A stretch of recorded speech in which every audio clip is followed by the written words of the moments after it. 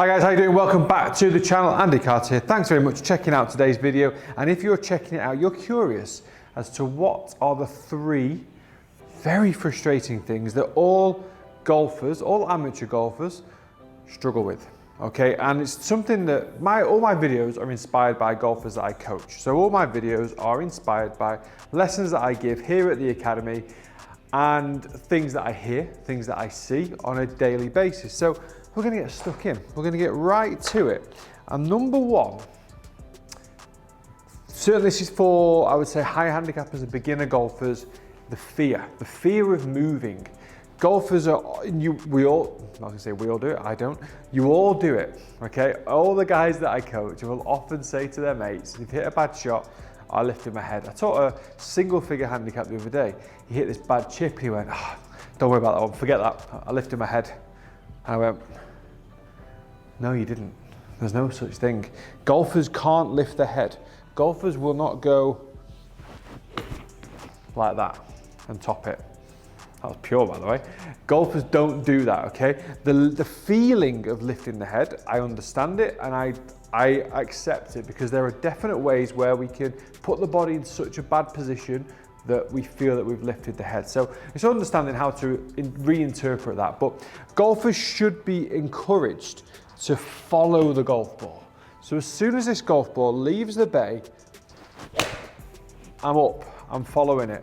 My right shoulder, as it comes through impact, is going to bring up my body. It's going to bring up my chest. It's going to bring up my head towards the target. Golfers that try not to lift the head and try not to move end up doing this. And then they can't swing much further than this point. And as a result, they want to swing further. So as a result, they end up standing up. Okay, and this is where we start to lose posture. So I've seen some players with really good posture, really good grip, scared to move, arms come to here, they think that's not far enough, they need to swing it further. Up. And never get back down to the ball again, okay? I'm doing a few extremes here, so don't be offended, okay? Like I say, we've all been through this as well, so it's important that we learn it. So there's no real, you never lift your head, okay? However, we want to make sure that the body moves. You want some rotation. You want your hips to turn. And you see a face-on swing of me, a face-on swing of a lot of the golfers, they will move a little bit to the right. They will move a little bit down in the transition. They'll move back to the left through the downswing, and they'll move up through impact. So the head moves, okay? That's an important, really, really important part of the swing to understand. The head moves side to side, up and down throughout the whole golf swing. So don't try and not move your head. Don't try to keep your head still, because all you're gonna do, you tuck your chin in and your shoulders don't move and you get stuck. So even when you do hit it, it doesn't go as far. You've not been able to use power, okay? You've not been able to use power because you're not allowing the body to move at all. So you're not allowing the natural power from rotation to occur from the body. Wow, that was very loud. Which creates power, okay? I want to see a golfer with hip turn, shoulder turn, up and down motions of the body, the head, everything moving for power. Good dynamic movements to create power, okay? Fault number two I see a lot in golfers is power, how to understand power. So a lot of golfers, again, will often try and think, right, okay, I'm gonna hit this really hard. Oop, shanked it. And they don't all do that, that was really bad. But they try and create power where? Here, try and create power in their arms. They want strength. I often say as a bit of a joke, but also being very truthful, look at my arms. There's no power in there, I can assure you of that. And I can hit the ball a decent distance. So where does the power come from? Look at the best players in the world. I know, like, maybe Brooks Koepka's quite big upper body. Obviously Bryson DeChambeau now is big. But a lot of the guys, they're not massive guys. So they don't have what you call lots of power in that sense. But they do have great flexibility, great torque, great resistance through the body, which they're able to get into great angles. Timing and technique creates their distance. So again, if someone says to me, I'm going to hit the ball as hard as I can now, and I get this a lot during a lesson, I'll be like, so you know what, just work on a few of the things we're working on. Let's say we're working on shoulders and hips. I say, don't try and hit this hard, hit like 50%, and turn back, and they'll do that. And they'll go, that was effortless. And I always have to, I try and correct them and say, actually, it wasn't effortless. You worked hard for that, well done. Like, you've moved your whole body into a point and released it all the way back down. Now it feels effortless because you've not physically tried to impart a load of power onto it. But what you have done is just got your body moving correctly and you've timed it nicely. And then, invariably, after 10 balls, sometimes 3, you think, right, I'm going to hit this one harder now. And it doesn't go as far.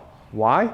Because your interpretation of power is arms, not body. And this is something where you start to practice sessions, you start off feeling like in your mind you're just using your whole body and swinging it 25%.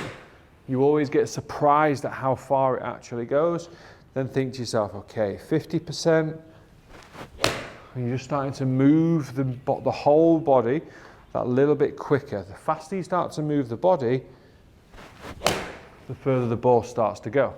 So it's the understanding of power is not in strength, thank God. It's in movement, it's in technique, it's in timing, it's in the body's ability to be able to rotate and spring back to the ball. Again, if you're throwing a golf ball, great analogy this, I love this. How are you going to throw this ball as far as you can? Okay? You're not going to go, are you? I hope not. But what you are going to do, if I can allow you to take a step, you're going to step, you're going to turn your hips, and you're going to turn your shoulders. Just about went further.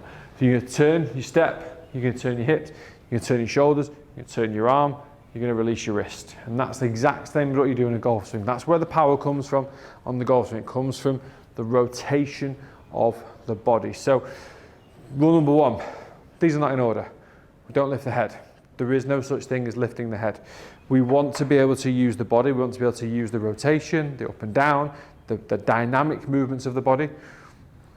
Rule number 2, the power is not in my skinny arms. It's in timing, it's in the beer belly.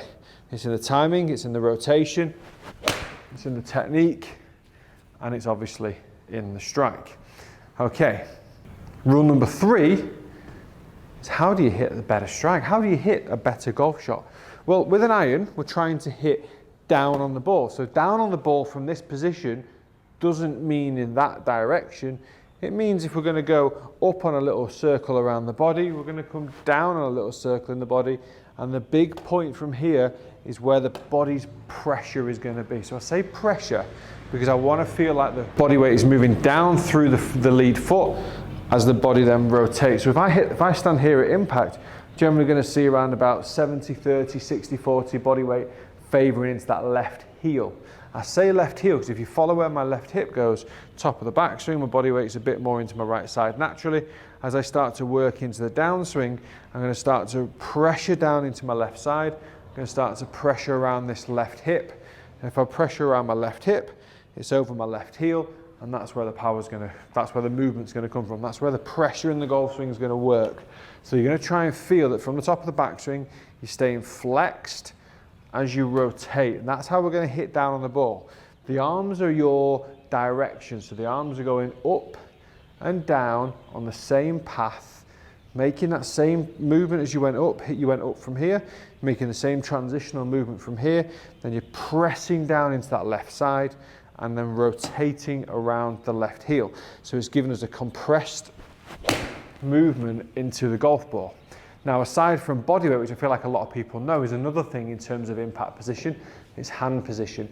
Making sure the club face doesn't get past the hands, making sure the hands lead the club face. So I did a lesson this morning with a guy, and he was trying to feel, he had a Callaway glove on, and in his mind he was getting the Callaway glove to the ground. Okay, I thought that was a really, really good way of thinking about it. It was good for him. I actually suggested he thinks about keeping the right hand hinged. He couldn't feel it, but he could feel the Callaway glove pointing down to the ground. So I thought it was a really good way for him to think about it. It worked really, really nicely. And just like I was saying before, doing all this in slow motion.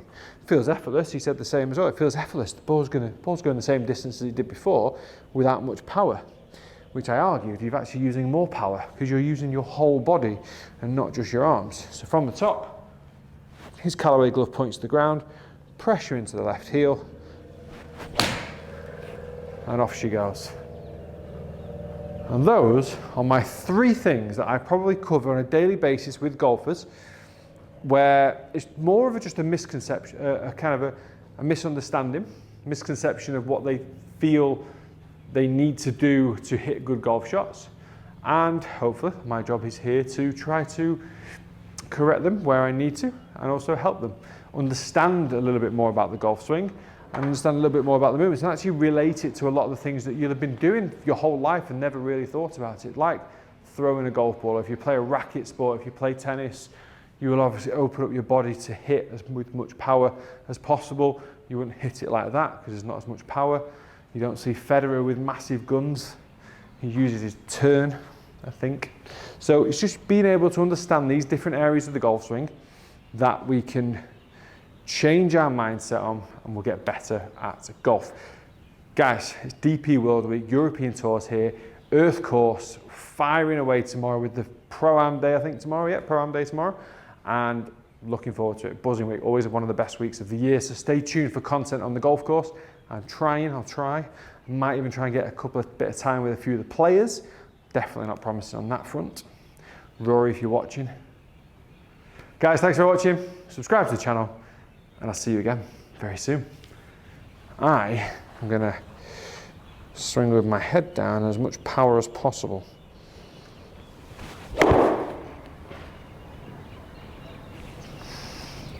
And nearly kill someone.